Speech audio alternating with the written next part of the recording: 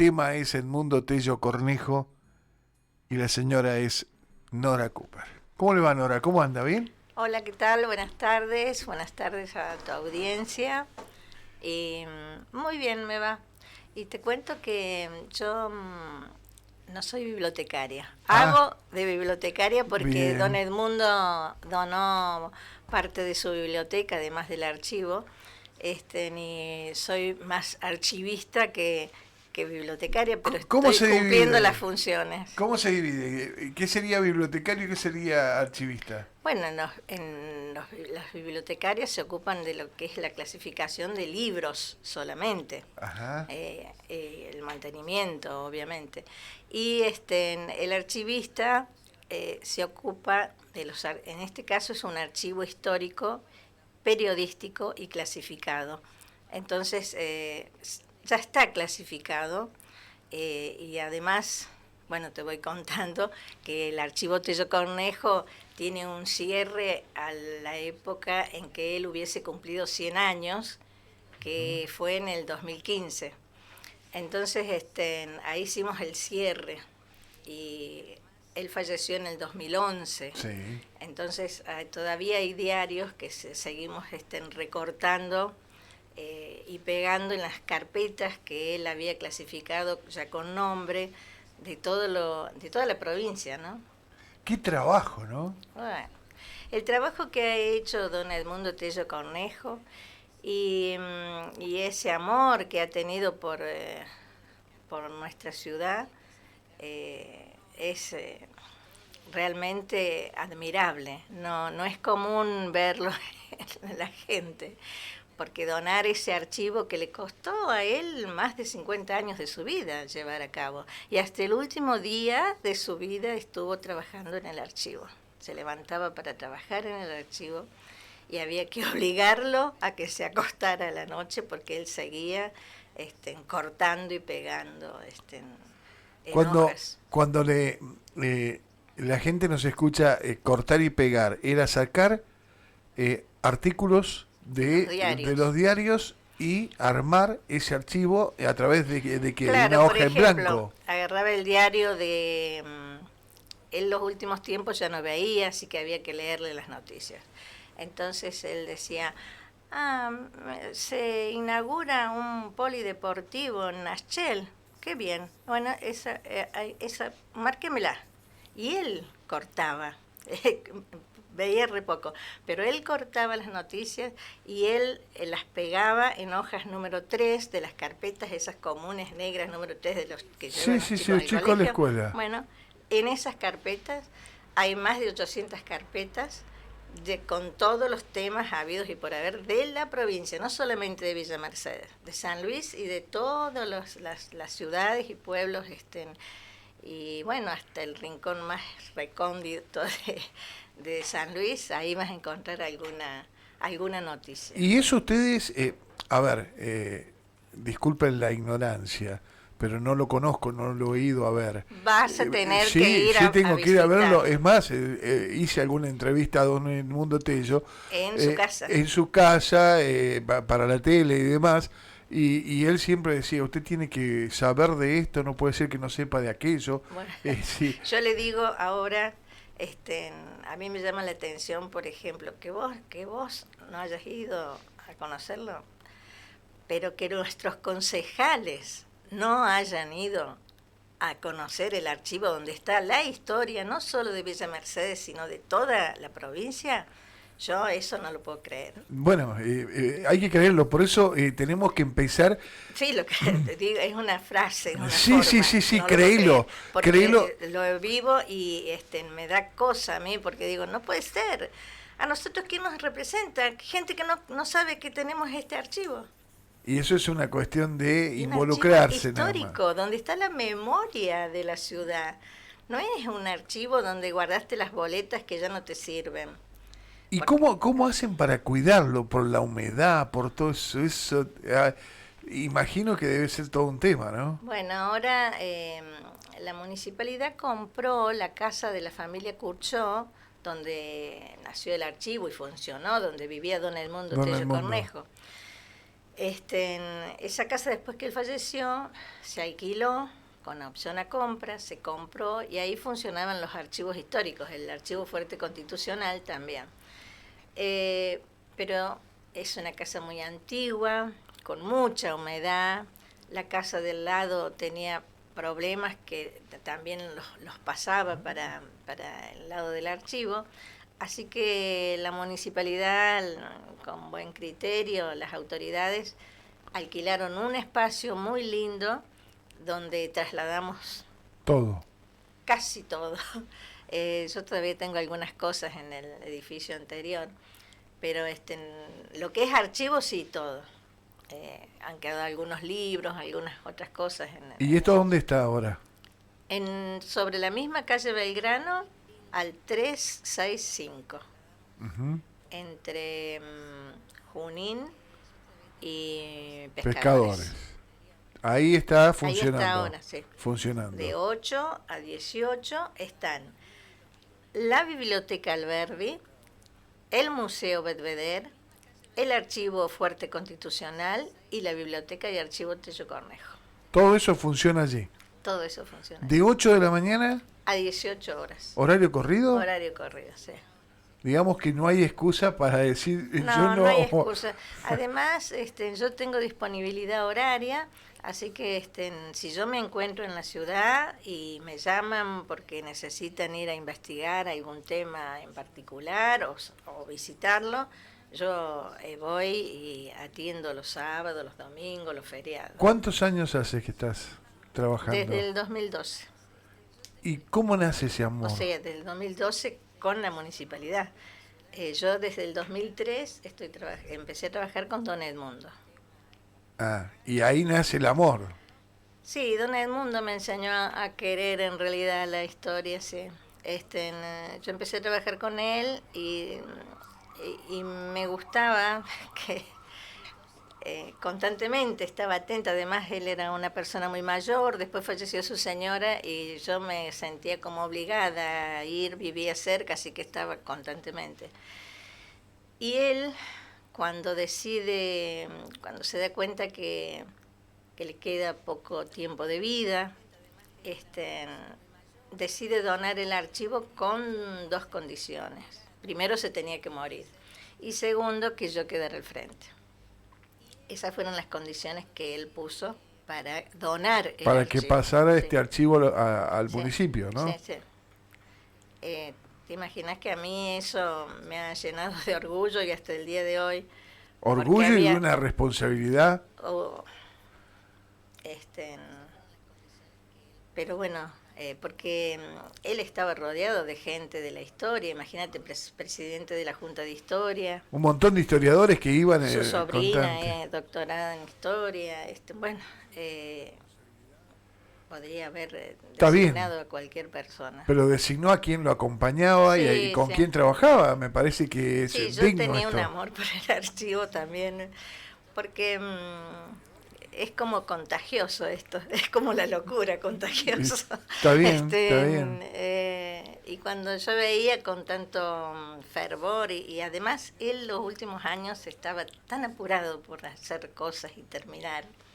¿Por qué estaba apurado? Él sentía que le quedaba poco tiempo. Yo llegaba, Don Edmundo, ¿por qué cortó usted? Si yo lo iba a hacer yo. ¿O por qué los pegó usted? Ya lo iba a escribir con la letra de él. Te cuento, de los últimos días están que esas cosas yo trato de conservarlas, ¿viste? Que siga su letra en las carpetas, en los lomos de las carpetas.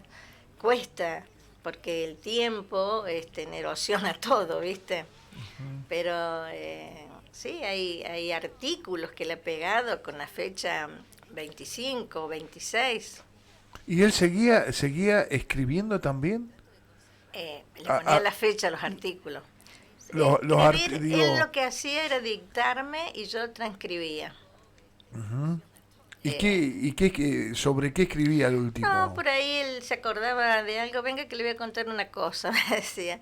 Usted sabe que, por ejemplo, en los primeros de enero, mi abuela, porque yo soy creo de abuela y vivía con mi abuela, así que mi abuela me despertaba y me decía, vaya a buscar el almanaque. en Candelaria, ¿no? Nació en En Candelaria. Candelaria, sí, sí. Vaya a buscar, y iba al almacén y la dueña del almacén le daba el almanaque para el año, porque ya los primeros de enero entregaban los almanaques. Claro. Pero mirá cómo sería que él se le grabó de tal manera que no fue un año que fue. Se ve que todos los años, el 1 de enero, lo primero que él hacía era ir a buscar el almanaque El al almanaque almacén. para todo el año. Sí, Ni sí. un día antes ni un día después. Era el primero de Dice, enero. él se levantaba, desayunaba y le decía a la abuela, bueno, vaya a buscar. Y muchas veces lo hacía en su petizo, porque él tenía un caballo que le decían el petizo. Él nace en Candelaria. Él nace en Candelaria, sí. ¿Y hasta qué edad se mantiene allí? Bueno, él hace los primeros grados ahí, también hace en Villa Dolores, hizo cuarto y quinto, creo. Y después se viene a hacer la secundaria acá en el año 30, en el 30 más o menos, porque en el 35 se recibe. En realidad se tendría que haber recibido en el 34, pero su papá tuvo un accidente, así que se tuvo que volver a atender los negocios de su papá, y en el 35 se reintegra, ya repuesto su padre, y termina en el 35 como maestro normal nacional. Eso acá en Villa Mercedes. Acá en Villa Mercedes. ¿Y se queda de allí ya? Y él ya se quedó acá, sí. Bueno, él primero trabajó como maestro ad honorem de educación física en la escuela Pedernera. Le daba educación física a los chicos. Y después a él lo nombran en las isletas y fue director también de la escuelita del Vulpiani. Uh-huh. Y las escuelas dependían de Nación en esa época. Y a él lo mandan a una escuela de Santiago del Estero, una escuela en un pueblito muy paupérrimo, me decía él todo. Los chiquitos, si había 20, 17 iban descalzos. Y él era el director, el celador, el maestro, el cuidador, bueno, todo. Dice, cuando los chicos se iban, tiraba un colchón en el piso para dormir a la noche. O sea, eso era lo que tenía, piso de tierra. Y estuvo unos meses y decidió renunciar como docente. Se alejó de la docencia. Dice, yo le debo a Perón que me dediqué a la política. Dice, porque él me mandó allá, yo renuncié, vine y me vine a dedicar a la política. Después él se vuelve al renunciar como docente. Bueno, tuvo varias actividades. Era representante de una casa de vinos, de seguros. Se dedicó a otra cosa, sí, pero no a la docencia. No, porque ya no.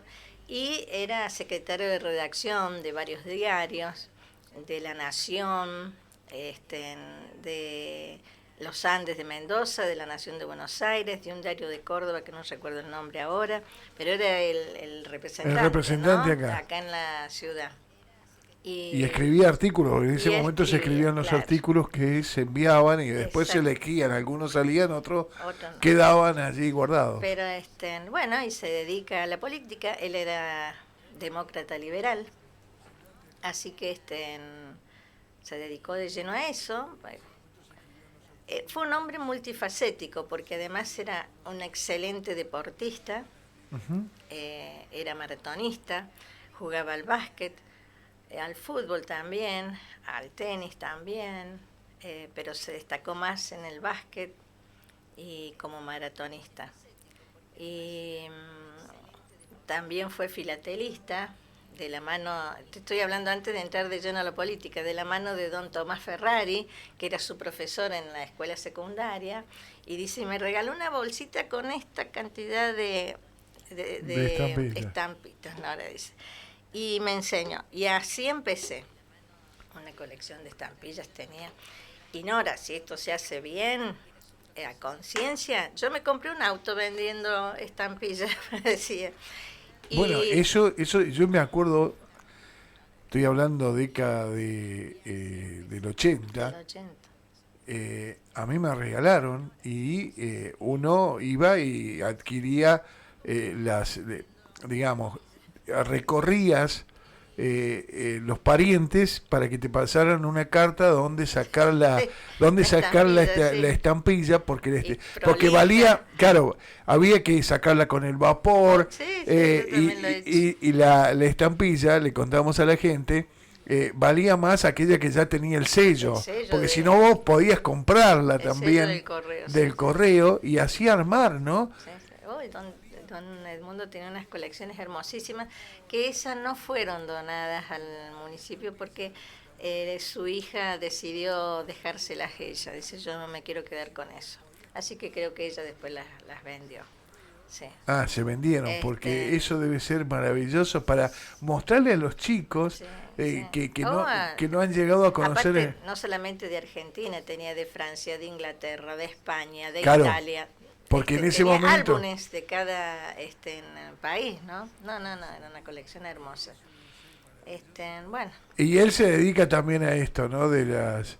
Bueno, hacía eso de la filatelia, sí, inclusive cuando yo era su secretaria iba los domingos o los sábados a la tarde que iba un señor a comprarle estampillas, así que yo estaba ahí acompañándolo, fijándome que quería, que estampillas se llevaba, hacer las cuentas, esas cosas.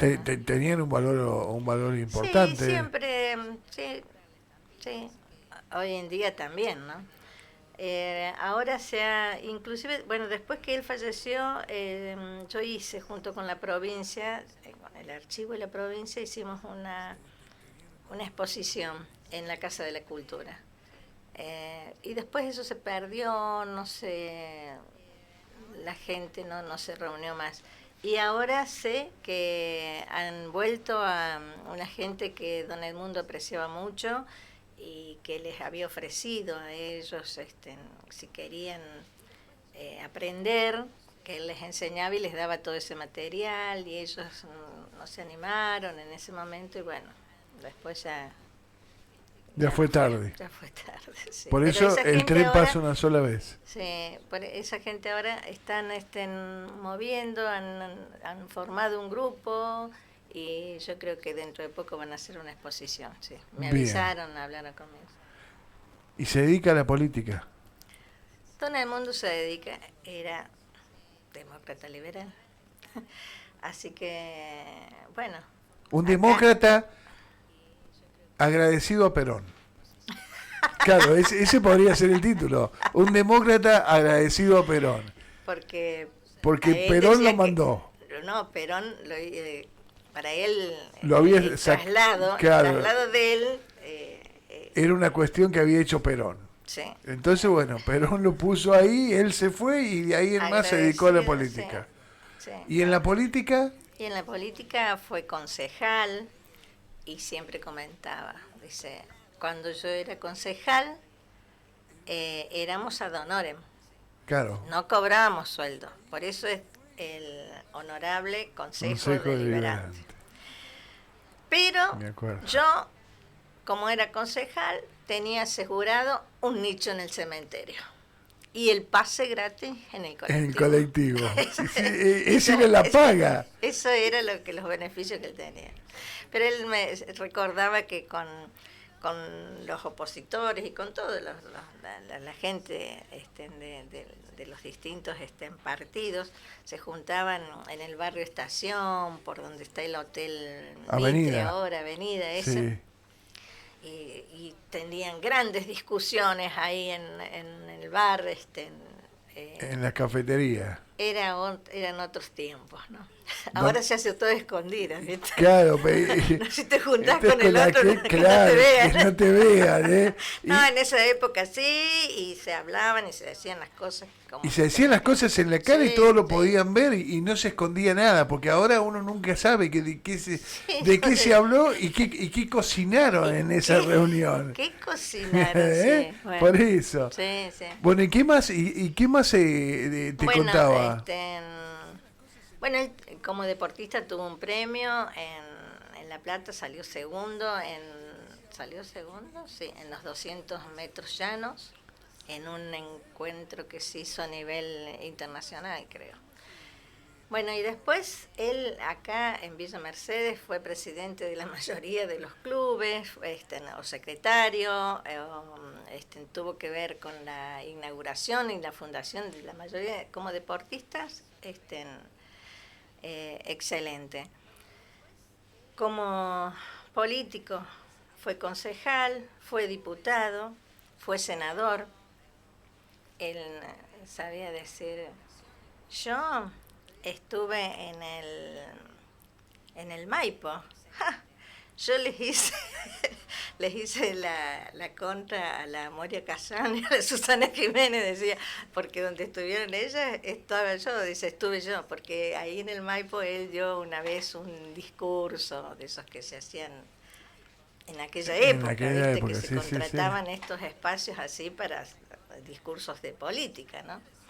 Y él estuvo ahí. Yo sí, soy una vedette. Yo estuve en el mismo lugar. Sí, en el Maipo, decía. Bueno, él también cubrió los ministerios acá en la provincia de Hacienda, de Educación, y estuvo a cargo del Ejecutivo en varias oportunidades, porque cuando estuvo de gobernador, ¿cómo se llamaba este señor? Bueno, no me voy a acordar ahora. Vega me sale, pero no es Vega. Cuando estuvo de gobernador en el último periodo, en los años 70, él, ¿El señor Adre? No. Antes. Estaba... con B corta. Bien. Bueno, sí. Ya me va a salir.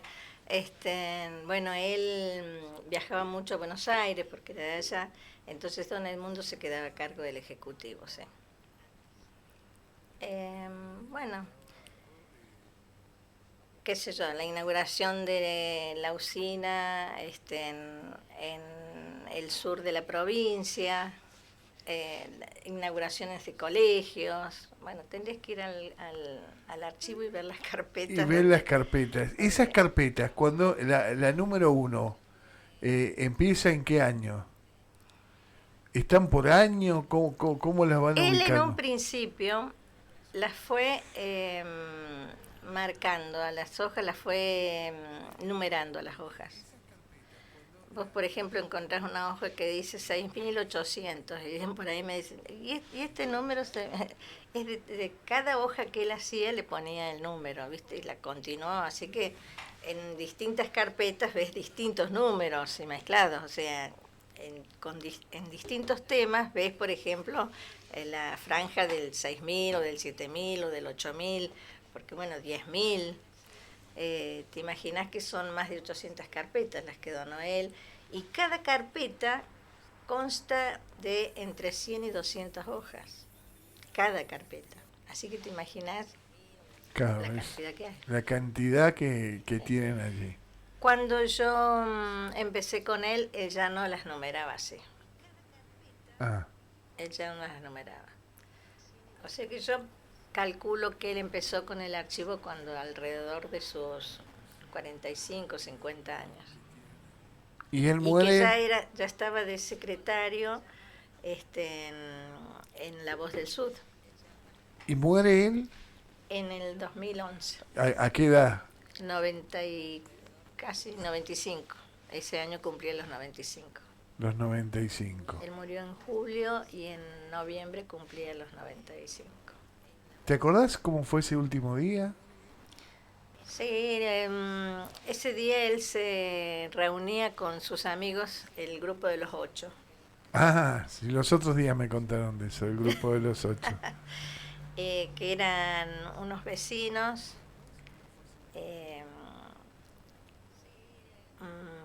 uno es Albarracín, creo que se llama, un vecino que vive en la esquina, sigue viviendo ahí, de Potosí y La Cera sería. Después un señor que vive enfrente, Coco Angió, sí, que le hacía los dibujos a la revista Enfoques. Después estaba el director de la revista Enfoques, ¿te acordás cómo se llamaba? No.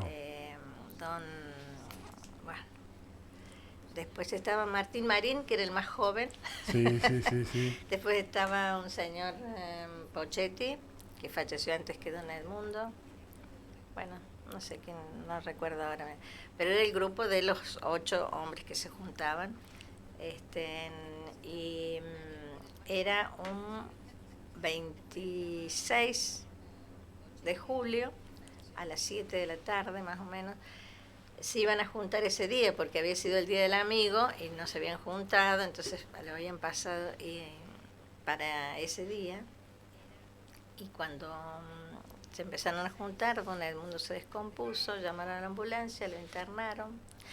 A las 10 de la noche más o menos, a mí me dejan entrar en terapia y es increíble. Yo vivía mi madre, ya muy grande también, y mi mamá ya estaba postrada, ¿no? Estábamos esperando que falleciera en cualquier momento. Y Don Edmundo sabía que mientras yo estaba trabajando tenía una persona, pero se cumplía mi horario y yo me tenía que ir porque mi mamá quedaba sola. Entonces cuando me ve me dice, mi hija, ¿qué hace acá? ¿Con quién dejó a su mamá? Dice, ¿vos sabés? Adentro de sí, terapia. En terapia y preguntándome, ¿por qué la dejó sola? Le digo, no, quería saber cómo estaba, quería verlo. Yo estoy bien, yo estoy muy bien. Vaya tranquila porque yo estoy muy bien. Esas fueron las últimas palabras de Don Edmundo. Al otro día a las 8 de la mañana estábamos esperando para verlo. Estábamos con Nenina, la hija. La hija. La señora de...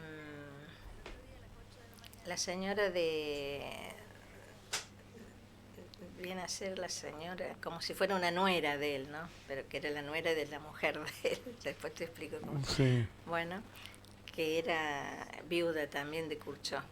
Y ella me dice, Norita, yo quiero entrar primero, dice, porque yo ya me tengo que ir a trabajar en la municipalidad. Yo me tengo que ir, dice, sí, le digo, no hay problema. Y ella entra y sale despavorida, dice, está muerto. Ay, no, yo no creía cuando me dijo así, no, ¿cómo? Sí, ya les avisé. Bueno, y cuando yo fui ya no te dejaron entrar, sí, había fallecido. Había estado el sobrino, el que es psiquiatra, que es Videla, sí. Daniel Videla. Bueno, él había estado, habían hablado unas palabras, él lo vio bien, se fue y bueno, le ha dado un paro cardíaco. Ay. Sí. En terapia estaba. Y vos lo viste el día antes, digamos. Sí. La noche antes. La noche antes. Estoy bien, te dijo. Yo estoy bien, yo estoy muy bien, así me dijo. ¿Y te quedaste con eso? Sí, me quedé con eso, yo estoy muy bien. Sí. ¿Y cómo fue entrar al lugar y que él no estuviera? Porque eso es lo más difícil, ¿no? Sí, y era difícil ir a trabajar y saber que no lo iba a encontrar. ¿Y que no te iba a saludar? Yo llegaba y le decía, good morning, how are you? Y le ponía así la mano para que nos diéramos una palmada y él me decía, Juan. Él me decía cualquier cosa, ¿viste? Y bueno, mucho tiempo yo iba y me iba llorando el trabajo porque claro. Pensando en que no lo iba a encontrar a Don Edmundo. Pero bueno, él tuvo una vida realmente prodigiosa porque recibió todos los honores en su vida que se le pudieron hacer, se los hicieron en vida, no después de muerto. Después que falleció siempre lo recordamos con mucho cariño, siempre todo el mundo está preguntando por él y como en este caso ustedes que me llamaron para hacer una nota por él ahora, siempre se lo recuerdan. Pero en vida le rindieron todos los honores realmente. Así que él tuvo una vida satisfactoria. Fue un hombre feliz, yo diría eso. Estoy muy bien. Me quedo con eso y con ese hombre feliz que conociste y que ayudaste y que compartiste momentos de la historia de Villa Mercedes. Nora, muchísimas gracias, porque la despido. Yo sé que por ahí después van a decir, pero ¿cómo? Si esto era para una hora de charlar.